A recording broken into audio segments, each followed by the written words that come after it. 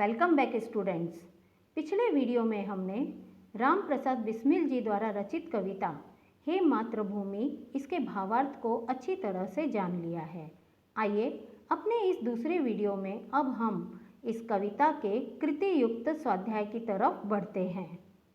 सबसे पहले मैं आपको यह बता दूं कि कृति किसे कहा जाता है।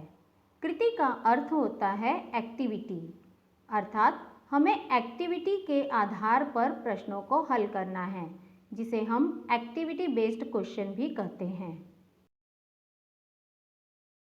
देखिए अब यहाँ पर क्या लिखा हुआ है, सूचना के अनुसार कृतियाँ करो।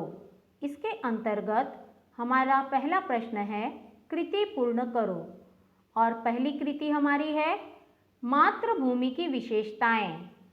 अब मातृभूमि की विशेषताएं बताने के लिए हमें संपूर्ण कविता को ध्यान में रख करके उसकी विशेषताएं तैयार करनी है। तो मातृभूमि की पहली विशेषता यहाँ पर इस प्रकार होगी, इसने श्री राम कृष्ण जैसे सपूतों को जन्म दिया है। दूसरी विशेषता है समुद्र नित्य इसकी पदरज को धोता है।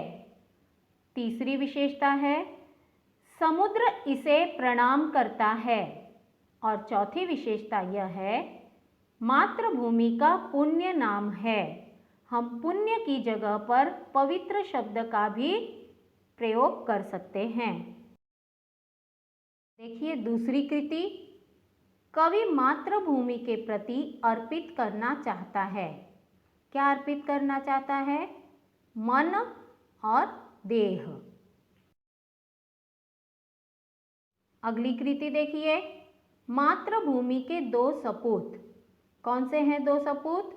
श्री राम और श्री कृष्ण। यह है हमारा अगला कृति युक्त प्रश्न। एक शब्द में उत्तर लिखिए। पहला, कवि की जिह्वा पर इसके गीत हो, मातृभूमि। दूसरा, मातृभूमि के चरण धोने वाला, समुद्र। तीसरा, मातृभूमि के सपूत, श्री रामकृष्ण। चौथा, प्रतिदिन सुनने या सुनाने योग्य नाम, मातृभूमि। पांचवा, मातृभूमि के चरणों में इसे नवाना है, शीश।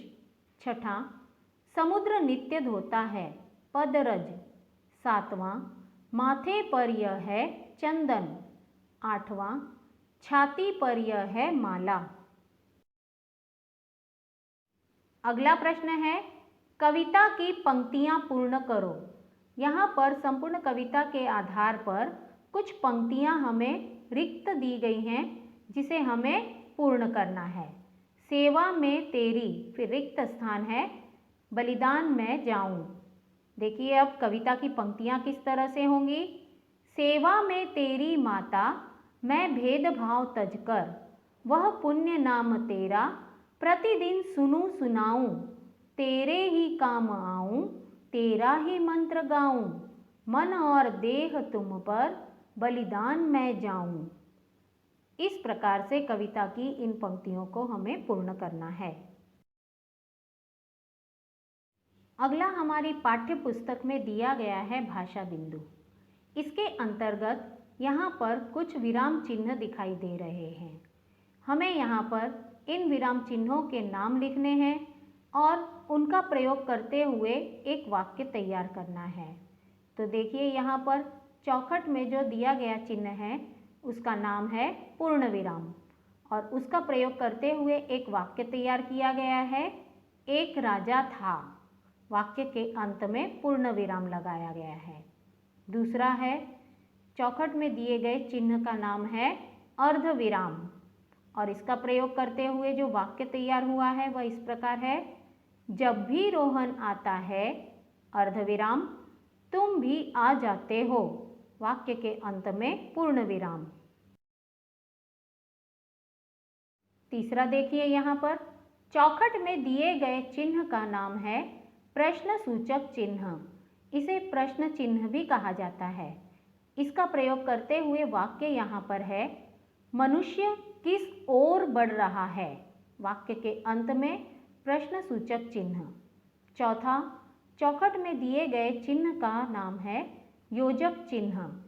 वाक्य है, एकलव्य ने लक्ष्य प्राप्ति के लिए दिन रात एक कर दिया। यहाँ पर दिन रात शब्दों के बीच में योजक चिन्ह का प्रयोग किया गया है। पांचवा, चौखट में दिए गए चिन्ह का नाम है विस्मय सूचक चिन्ह। इसे विस्मयादि बोधक चिन्ह भी कहा जाता है। इस पर आधारित वाक्य है, हे मातृभूमि। उसके बाद में विस्मय सूचक चिन्ह दिखाई दे रहा है, तेरे चरणों में शीश नवाऊं, पूर्ण विराम। छठवां देखिए, चौखट में दिए गए चिन्ह का नाम है इकहरा उद्धरण चिन्ह। इसे इकहरा अवतरण चिन्ह भी कहा जाता है। इस पर आधारित वाक्य है, मन की लहर एक प्रसिद्ध रचना है। सातवां, चौखट में दिए गए चिन्ह का नाम है दोहरा उद्धरण चिन्ह। इसे दोहरा अवतरण चिन्ह भी कहा जाता है। इस पर वाक्य बना है, राजा ने पूछा, तुमने क्या किया दानों का।